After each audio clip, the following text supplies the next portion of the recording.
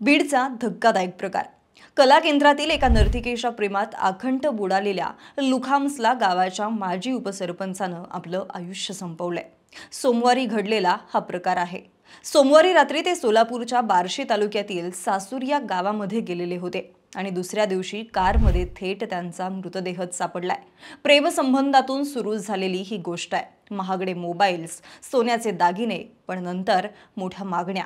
बंगला माझ्या नावावरती करा, भावाला शेती द्या, मागणी मान्य न केल्यास धमक्या आणि सतत वाढत गेलेला ताण। यातून लुखाम्सला गावाचे माजी उपसरपंच गोविंद बर्गे यांनी ज्या नर्तिकेच्या प्रेमात ते पार सैरभैर झालेले होते, त्याच नर्तिकेच्या दारासमोर त्यांनी डोक्यात गोळी झाडून घेतली आहे। जेव्हा हे सगळं घडलं ते मध्यरात्रीचा काळोख होता। रात्रीच्या किर अंधारात रस्त्यावरती एक कार शांत उभी होती। गावात सगळीकडे सन्नाटा पसरलेला।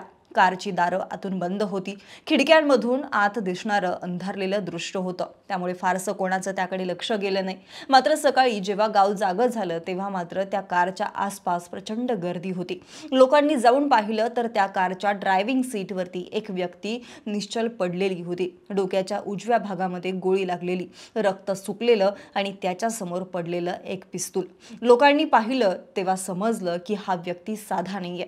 गावचा प्रतिष्ठित नेता, लुखाम्सला गावचा माजी उपसरपंच गोविंद बर्गे, वय अवघं 34 वर्ष, घरात पत्नी, 9वीत शिकणारी मुलगी आणि 6वीत शिकणारा मुलगा।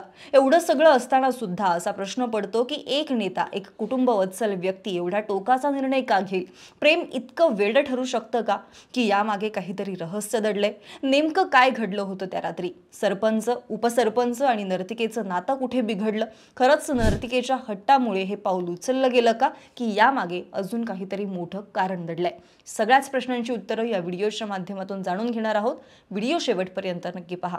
नमस्कार, मी मयुरी कराडे आणि तुम्ही पाहताय विषयच भारी। गोविंद बर्गे हे मूळचे गेवराई तालुक्यातील लुखाम्सला गावचे। गावातला मान, उपसरपंच पद, प्लॉटिंगचा व्यवसाय सगळं काही व्यवस्थित चाललेलं। पण त्यांना एक छंद होता, कला केंद्रामध्ये जाण्याचा, आणि इथेच त्यांची भेट झाली एका तरुण नर्तिकेशी, पूजा गायकवाड। पहिल्या भेटीनंतर ओळख वाढली। हळूहळू फोनवर बोलणं, भेटणं सुरू झालं।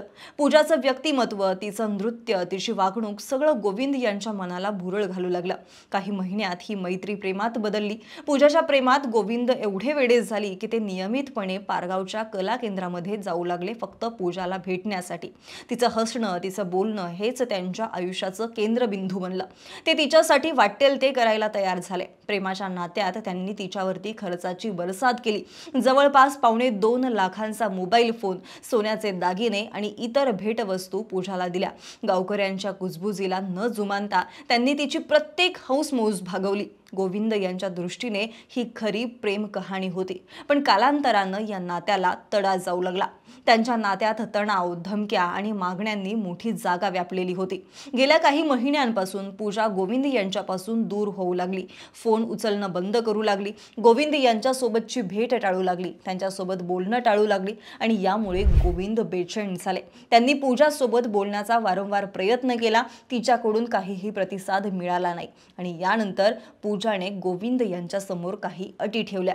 गेवराईतला बंगला माझ्या नावावरती करा आणि माझ्या भावाच्या नावावरती 5 एकर शेती लिहून द्या, आणि या मागण्या मान्य केल्या नाहीत तर मी तुमच्यावरती परवानगीशिवाय शरीर संबंध ठेवल्याचा गुन्हा दाखल करेन, अशा धमक्या ती त्यांना देऊ लागली। त्यामुळे एका बाजूला कुटुंब, समाज आणि दुसऱ्या बाजूला पूजावरचं अपार प्रेम, या द्वंद्वामध्ये गोविंद पूर्णपणे सैरभैर झाले। मानसिक ताण एवढा वाढला की त्यांचं चित्त थाऱ्यावरती उरलं नाही। शेवटी वैतागून त्यांनी हा टोकाचा निर्णय घेतला। सोमवारी मध्यरात्री सगळे गार झोपेत असताना गोविंद शेवटचा प्रयत्न करायला निघाले। ते थेट पूजाच्या घरी गेले, सोलापूर जिल्ह्यातील बार्शी तालुक्यातल्या सासूर या गावामध्ये। तिथे दोघांमध्ये काय झालं? वाद झाला का? पूजाने पुन्हा एकदा हट्ट धरला का की दोघांमध्ये शांततेमध्ये काही चर्चा झाली? हे कुणालाच ठाऊक नाहीये। पण दुसऱ्या दिवशी सकाळी लोकांनी पाहिलं ते दृश्य कायमचे प्रश्न सोडून गेला। पूजाच्या घरापासून अगदी थोड्याच अंतरावरती एक कार उभी होती, दारातून बंद होतं। दुसऱ्या दिवशी सकाळी पोलीस आले। पोलिसांनी दरवाजा उघडला आणि समोर दिसले गोविंद बर्गे, ड्रायव्हिंग सीटवरती बसलेले, डोक्याच्या उजव्या कांचिलात गोळी झाडून मृतावस्थेत। अवस्थेत. पोलिसांनी पंचनामा केला. पहिल्या नजरेला हा गोविंद यांनी स्वतःहून केलेला प्रकार होता असं वाटत होतं, पण एवढं सगळं घडल्यानंतर घातपाताची शक्यता नाकारता येत नव्हती. त्यामुळे गोविंद यांच्या मेहुण्याने तक्रार दाखल केली. त्यानंतर 21 वर्षीय पूजा गायकवाड हिच्या विरुद्ध गुन्हा नोंदवण्यात आलेला आहे. आता पोलीस या संपूर्ण प्रकरणाचा तपास करतायत. एकीकडे गोविंद यांनी एका नर्तिकेच्या नादापायी स्वतःचं आयुष्य संपवले, ज्यामुळे त्यांच्या मृत्यूनंतर त्यांचं संपूर्ण कुटुंब हे पूर्णपणे उद्ध्वस्त झालंय. पत्नीवरती 2 लहान मुलांची जबाबदारी पडली आहे. 9वीत शिकणारी मुलगी आणि 6वी मध्ये शिकणारा मुलगा, दोघांच्या डोळ्यासमोरून वडिलांचा चेहरा जात नाहीये. दुसरीकडे या घटनेमुळे गाव हादरून गेले. आज गोविंद बर्गे यांच्या आयुष्याचा शेवट एका गोळीने झाला, पण त्यामागे दडलेले प्रश्न हे अजूनही अनुत्तरित आहेत.